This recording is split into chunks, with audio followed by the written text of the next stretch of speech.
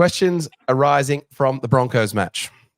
So the Cronulla Sharks defeated the Brisbane Broncos 22 points to 12 in a brave and spirited display, which has thrown up some more intriguing questions as we hurtle towards the end of the season. I'm going to start with you, Franco. We saw it in the socials. Atkinson or Trindle, do we have our answer now? Stephen. Well, first off, I just want to say how good is a win on the long weekend. Just makes it all the better. Loved every minute of it. On the debrief, you guys mentioned Atkinson has a good running game, which is great. He's an absolute energizer bunny, but really Nico has a pretty solid running game himself. So is that what's needed? Atkinson's been great. He really has been. That Melbourne game was exceptional. But I mean this with no disrespects, but people get caught up in the hype machine. It's sort of akin to Lockie Miller's debut game when everyone was calling for him to replace Kennedy. You know, it's a little bit premature. There's a lot more data to be gathered, I suppose. Atkinson's certainly proven that he can make the step up, and we've definitely got a better player there than some people thought before his last string of games. However, he's got more to do before we talk about him being picked in front of Trindle. All right, I think I agree with that. Williams, next question. Teague, Talakai, Hero. We copped a bit of stick on our own forums for the position from the debrief. What's the shape of the team moving forward, and where do you land on that selection headache that Fitzy's going to have in about 10 weeks when we see the return of T. Wilton? Is it 10 weeks? 10 weeks for an an AC it's joint. a few weeks. That's that how long it is? So it's a TBA at the moment. 6 to 10. 6 to 10. Wow. So 3 don't go into 2. I hope we don't wish away our options, and fingers crossed we don't lose any others and then have a real problem.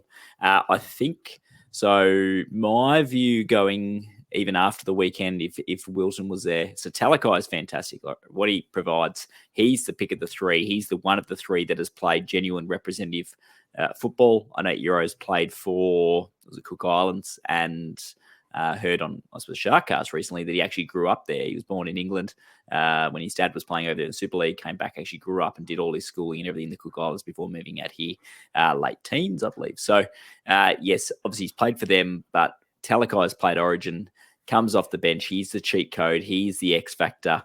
And I think that we get a lot more out of him out of or coming off the bench rather than, let's say, having Wilton or even Iro. I was thinking, so you got to look at the options. Do you have Iro on the bench as a bench utility and you play him when you need him?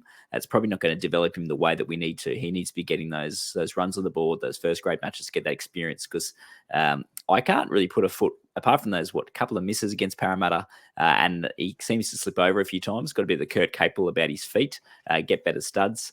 If that's the factor, there's a few times where he slips over at crucial moments. But other than that, he's been fantastic. You look at all of his stats and what he's provided. It's been great. Maybe the only other thing about it is he hasn't provided for Militalo like Talakai does. While Teague, a lot of haters, I'm going to say haters, but haters on the forums, haters amongst the club, when that left edge of ours was just shot to bits last year with Moylan in it. We've identified that, don't want to blame one guy, but Moylan was the issue. So a lot of words to say that I think that when they're all fit, you revert to what you have. You have Talakai come off the bench because he provides that cover. He can play in the middle. He can play out wide. He provides that much more for the team coming off the bench. He knows that too. He's not going anywhere. He's at least he's saying it, but I believe that the talk from him, he's buying into how important he is off the bench. He's almost your reverse body shape Rod Silver, for want of a better term, back in 98. So I think we go that way. I don't think Teague off the bench is going to provide you as much. He's solid. He'll play 80 minutes for you if he gets injured, or if Britton gets injured, you've got Talakai there. Otherwise, you bring Talakai on and you let him go crazy for that 40-minute period before and after halftime, and he can stay out there if you need it. It's not a clear answer, though. It's a good problem to have. Glenn Tomo's come through with a comment saying the role Talakai has off the bench has been great. Leave it. Look, there is a lot of reason to agree with that sentiment. I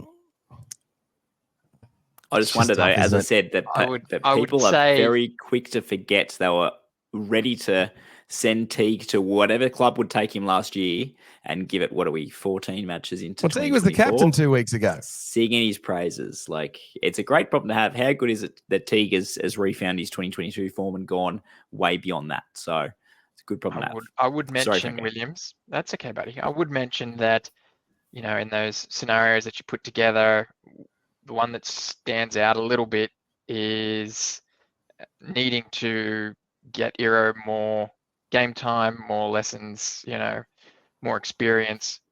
That's only if you think he is a better centre than Talakai. Talakai is only 27. Then you put Talakai back there, and Iro's left out. He's not to talk before the buy round, but he's off contract. So here's the other part of it. So the 2022 final series, Talakai had an ankle, was it syndesmosis injury in the final round against Newcastle. We played him. He was underdone. He already has issues with his great agility for a big guy, but Peter Hiku literally ran a ring around him multiple occasions, and people will put it down to Will Kennedy.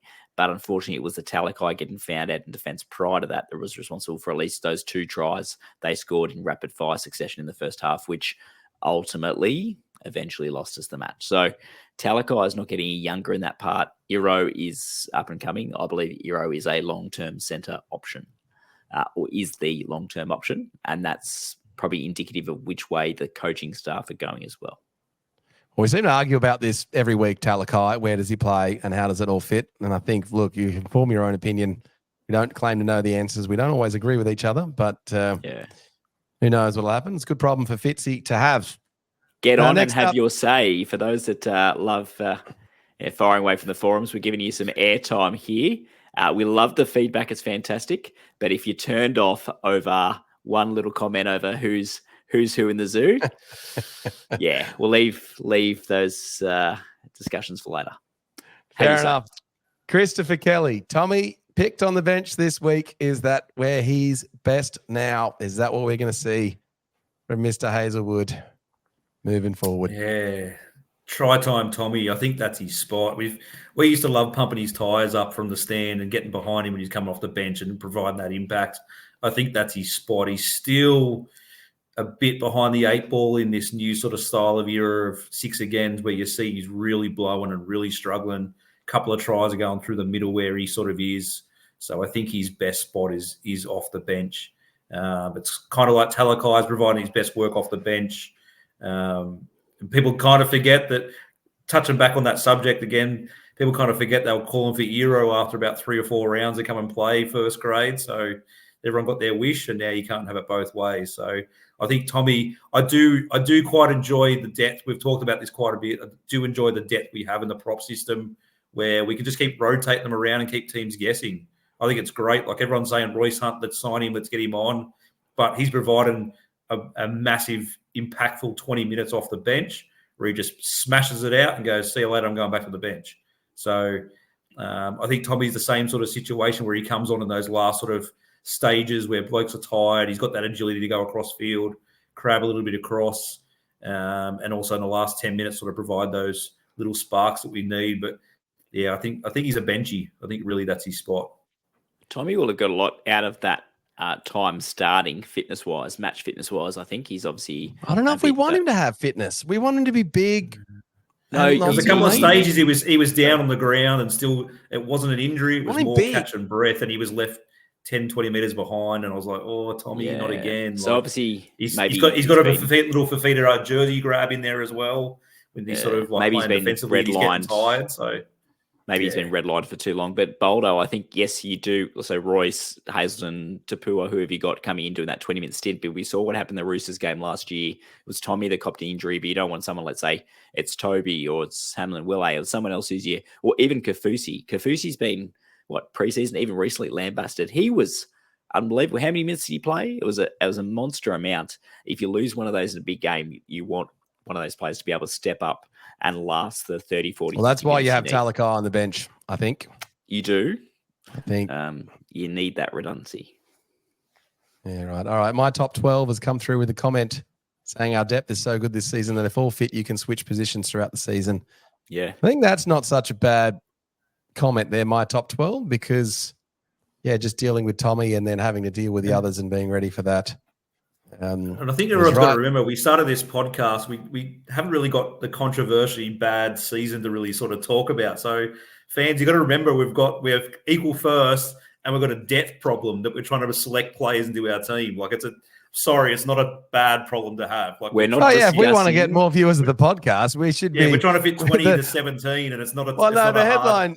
The headline Jared on Anderson, Ryan McGoldrick, be... or Jason Kent. Who's your centers? Like, come on, guys. Like, we haven't got those problems. Get a grip, for goodness sake. I was about to say that. Let's not go, who's playing prop in New South Wales Cup that we can get? We haven't got that issue. Even next year, it's going to be even more congested with AFB. Like, come on, Lance guys. And Judo is our next big We've got hope. 2 or 3 quality centers. We've got 3 quality halves. We've got 6 quality props. Like, seriously. Yeah. It's a great problem to have. Yeah. All right. Well, SJD's come through with a comment saying I'd be swapping Hazelwood with Atco this week against the Imposters. Give Tommy a breather. Not so bad as an idea. And then he's backed that up with Hannah wouldn't let me make that change, but we shall see. All right. Well, let's set up Franco for the next question. Royce. Franco, what do we do with Royce Hunt's contract moving forward? Are we giving him a contract? What happens? Well, yeah, Royce is an odd one. I stated from the beginning of all of this that I don't want to lose him. This weekend's performance certainly got a few more people on the same page. He re-signed for 2 years, committing to the Shire until the end of 2025. This was done in May, I believe. So given that timing, he probably didn't have a lot of options on the table. So I guess it's another one of those NRL contract scenarios of someone sniffing around to see who's available, and Royce's name came up. Sharks have agreed to let him test the waters early, but apparently there's claims that they're holding on to him for the contracted term. So it's not a scenario of you're free to negotiate because we want to lose you. It's you're free to negotiate just to see what you can get for 2026, which is a bit of an odd one. But that said, we all know how fragile contracts are these days. And with AFB joining, there is going to be a bit of a logjam there. And that's before you take into consideration Royce's own words in a recent interview where there's, and I quote, a lot of young front rowers, and I never want to be that guy that holds out one of the young boys out for a spot, which is admirable. But, if you're doing the job and you're one of the best players, then, they've got to step up. All that said, he loves the place. And I think this is just a process where we're going through both parties so that they can judge their worth and or cap for the next couple of years. Again, I hope he stays, but I think, if he gets an offer that's too good to refuse, he'll probably be one of the ones that look to go. Whether or not, we just miss out on a premiership this year and have a real red hot tilt for it next year, he might want to stick around for that instead of, negotiating out of 2025. But I think it's just a bit of a feeling out period at this point in time. It's good advertisement for the club. It's, I think, win-win, to use a cliched business term, but it may allow us to offload him at a suitable time at the end of next year. But most importantly, I think for Royce, get him the value that he needs, get the most out of his career. He's obviously hitting awesome form right now. Who knows what will happen in the next 18 months? He probably command more. Who knows? If he goes even better, he may command less than what he ultimately, his market value is later. But I suppose it's that similar to Lockie Miller, similar to Connor Tracy. You can't keep everyone. Yeah. So it's good to see. And if he stays, awesome. If not, we'll wish him all the best because it means he's probably going for mega bucks. And as much as Chad Townsend gets lambasted, we let him go. But he went to Townsville on mega bucks. And good on him.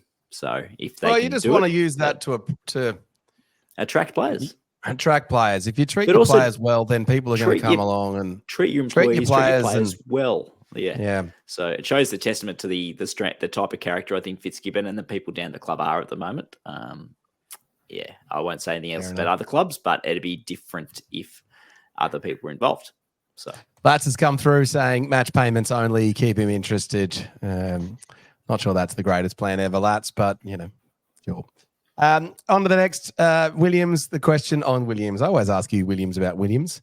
Should Jack Williams get fewer minutes for more impact now? Is that what we're going to see from him moving forward?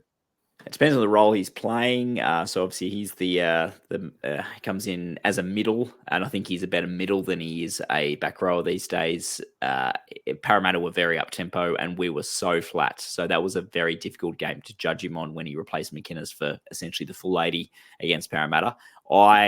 Despite their namesake, I'm a big fan of his. I think he cops an unfair rap. I thought he was one of our standouts in 2019, 2020, a long time ago now.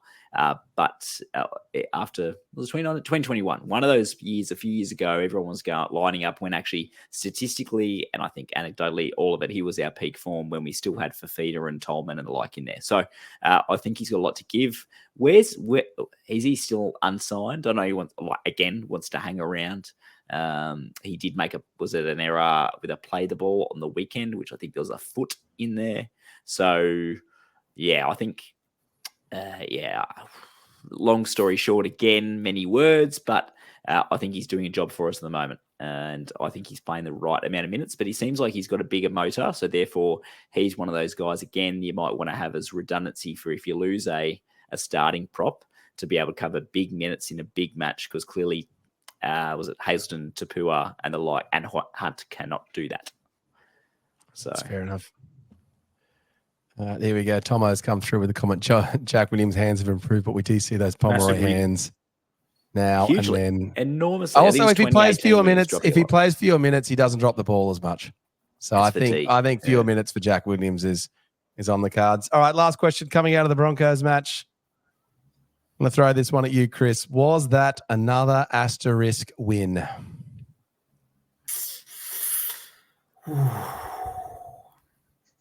I'd like to say yes and no. I tipped him with confidence, so I'd like to say no. It's kind of hard to say without Reece Walsh.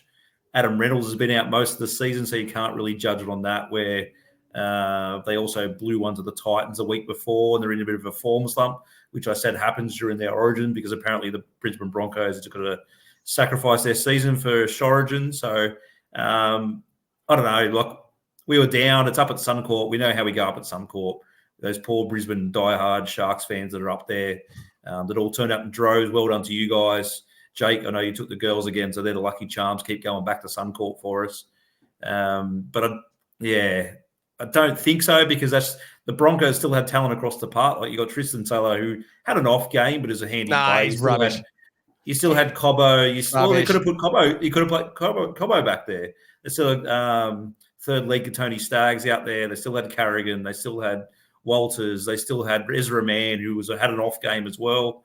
I just think we just took it to him, and it was very like what we done down in Melbourne. We just wanted it a little bit more. I would have preferred to beat Parramatta than go up to Suncorp and sort of have an arm wrestle with Brisbane and have an asterisk against us, because we should have beat the socks off Parra, but we know how those sort of games go. So, no asterisk for me. This time, Yvonne and Mal Meninga was actually singing our praises. So they were, weren't they? They were very happy. And even James Hooper said, up Cronulla. He even said, up Cronulla, and it was ringing around the stadium and things like that. They were all excited for us. So let's get a bit of attention, get a bit of excitement about a team coming first. Yeah, get excited. I mean, I was shaking my head there because, yes, you're without their fullback and their halfback. The reason why was that, did we make them play poorly, or did they play poorly themselves? Kevy Walters said Kevy Walters said that he thought it was their best first half with regards to everything to do with the match. They maintained their composure. They showed maturity. And in the second half, he said that was their worst. And I'd agree, that was their worst of the season, even worse than they played against the Titans, which wasn't great. So is there an asterisk? The reason why I say is an asterisk is that, yes, we're going to have Nico back, but that's really the only change for us. Whereas they're going to have two big stars back potentially, although injury-wise, who knows? But playing a big match at Suncorp in a finals game is a completely different proposition. So you're going to play what's in front of you. It's a win, but we'll reassess at the end of the year. It's all about the end of the year. Just get there and then perform from there. But big game, 41,000 hostile crowd. We put it. Was the Dolphins game part of our little run we're talking about? Was it 5 or 6 games? It was. So it was a run to the bye. So the fact that we've got 3 we shot at wins, 4 and 2 out of that six run. We're looking at We said that was the bar. So so we'll take it. Well, they're fourth. I thought the Dolphins. Tomo's come through with a comment here saying Sione Katoa burned Cobbo that step. It was good, that move. And Coblin Katoni Staggs was on. completely owned by anyone that came close to him, and seeing him lose his head at the end, I The think last against minute. Katoa, was